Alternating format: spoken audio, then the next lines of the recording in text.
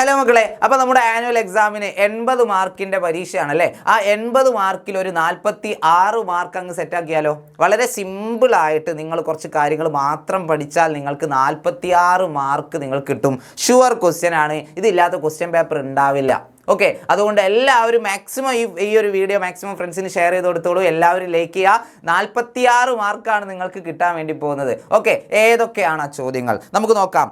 ദോഹയുടെ ഭാവാർത്ഥം എഴുതാനുള്ള 4 മാർക്കിൻ്റെ ചോദ്യം ഉണ്ടാവും. നമുക്ക് 5 ദോഹ പഠിക്കാനുണ്ട്. അതിൽ ഏതെങ്കിലും ഒരു ദോഹ ഷുവർ ആണ്, അത് ഉറപ്പായിട്ടും ചോദിക്കുന്നതാണ്. അതുകൊണ്ട് തീർച്ചയായിട്ടും നിങ്ങൾ എന്ത് ചെയ്യണം, ഓരോ ദോഹയുടെയും ഭാവാർത്ഥം പഠിച്ചു വെക്കണം. നിർബന്ധമായിട്ടും കബീർദാസിനെ കുറിച്ചുള്ള ആ പാരഗ്രാഫ് പഠിക്കുക. അത് എല്ലാ ദോഹക്കും സെയിം ആണ്. അതുകൊണ്ട് ആ ഒരു പാരഗ്രാഫ്, അദ്ദേഹത്തെക്കുറിച്ച് ഒരു പാരഗ്രാഫ് എഴുതണം. ആ ഒരു പാരഗ്രാഫ് നിങ്ങൾ തീർച്ചയായിട്ടും പഠിക്കുക. എന്നിട്ട് ഓരോ ദോഹയും എന്താണെന്ന് കൃത്യമായിട്ട് മനസ്സിലാക്കി അതിൻ്റെ തത്വം എന്താണെന്നോ ഓരോ ദോഹയുടെയും തത്വം എന്താണെന്നൊക്കെ മനസ്സിലാക്കിയിട്ട് എന്ത് ചെയ്യുക, കൃത്യമായിട്ട് ഭാവാർത്ഥം എഴുതി കഴിഞ്ഞാൽ ആ 4 മാർക്ക് നിങ്ങൾക്ക് കിട്ടും. അതുപോലെ അനുച്ഛേദ ലേഖൻ അല്ലേ, അതായത് പ്രൊഫൈൽ തന്നിട്ടുണ്ടാവും, ജീവൻ വൃത്ത് തന്നിട്ടുണ്ടാവും. എന്നിട്ട് ആ സെൻറ്റൻസ് ആക്കി മാറ്റുക. ഓരോ സാഹിത്യകാരന്മാരെ കുറിച്ച് നമ്മളോട് എന്ത് ചെയ്യാണ്ടാവും, ആ പാരഗ്രാഫ് ആക്കി എഴുതാനുണ്ടാവും. അതും ഷുവർ ക്വസ്റ്റ്യൻ ആണ്. അപ്പോൾ അതുകൊണ്ട് നിങ്ങൾ എന്ത് ചെയ്യുക, അതിൻ്റെ ഒരു മാതൃക എങ്ങനെ, ഏതൊരു ചോദ്യം വന്നു കഴിഞ്ഞാലും ആരെക്കുറിച്ച് എഴുതാൻ വേണ്ടി വന്നാലും എങ്ങനെയാണ് ഒരു കോമൺ ആയിട്ടുള്ള ഒരു ഫോർമാറ്റ് എന്താണെന്നുള്ളത് നിങ്ങൾ എന്ത് ചെയ്യുക, കൃത്യമായിട്ട് പഠിക്കുക. നമുക്ക് കൃത്യമായിട്ട് എന്ത് ചെയ്യാം, ഇതിൻ്റെ ഫോർമാറ്റ് ഒക്കെ നമ്മുടെ മാരത്തോണിലൂടെ ഡിസ്കസ് ചെയ്യാം. ഓക്കെ, പിന്നെ ഒരു പോസ്റ്റർ ഉണ്ടാകും 6 മാർക്കിന്. ഷുവർ ക്വസ്റ്റ്യൻ ആണ്. പോസ്റ്റർ നമ്മൾ 8ാം ക്ലാസ് മുതൽ 7ാം ക്ലാസ് മുതലൊക്കെ നമ്മൾ പ്രാക്ടീസ് ചെയ്ത് വരുന്നതാണ്. അതൊക്കെ തന്നെയാണ് നമുക്ക് +1ലും എഴുതാനുള്ളത്. ആ ഒരു ഫോർമാറ്റ് നിർബന്ധമായിട്ടും പഠിക്കുക.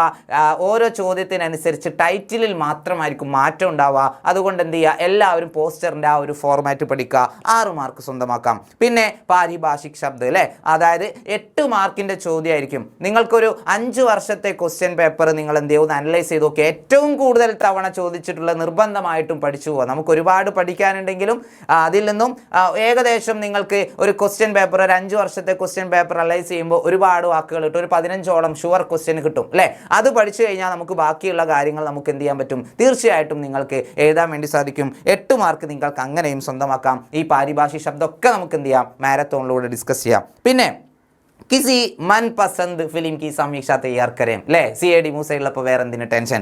8 മാർക്ക് അങ്ങനെ നിങ്ങൾക്ക് ഈസി ആയിട്ട് കിട്ടും. പിന്നെ വിജ്ഞാപനം എഴുതാനുണ്ടാവും 8 മാർക്കിന്. അതുപോലെ തന്നെ സൂചന അധികാർ പത്രം എഴുതാനുണ്ടാവും 8 മാർക്കിന്. ബാലവേല പഠിച്ചു വെച്ചോ, നമ്മുടെ ടെക്സ്റ്റ് ബുക്കിലെ ആ ഒരു അധികാർ പത്രം തന്നെ നിങ്ങൾ പഠിച്ചു വെക്കോ, അത് തന്നെ ആയിരിക്കും മിക്കവാറും ചോദിക്കുക. ഓക്കെ അല്ലേ. അപ്പോൾ ഇങ്ങനെ ആകെ മൊത്തം ടോട്ടൽ 46 മാർക്കിൻ്റെ ചോദ്യങ്ങളാണ് ഇപ്പോൾ പ്രെഡിക്റ്റ് ചെയ്തിട്ടുള്ളത്. ഓക്കെ, ഇത് എല്ലാ ക്വസ്റ്റ്യൻ പേപ്പറിലും കാണുന്ന ചോദ്യങ്ങളാണ്.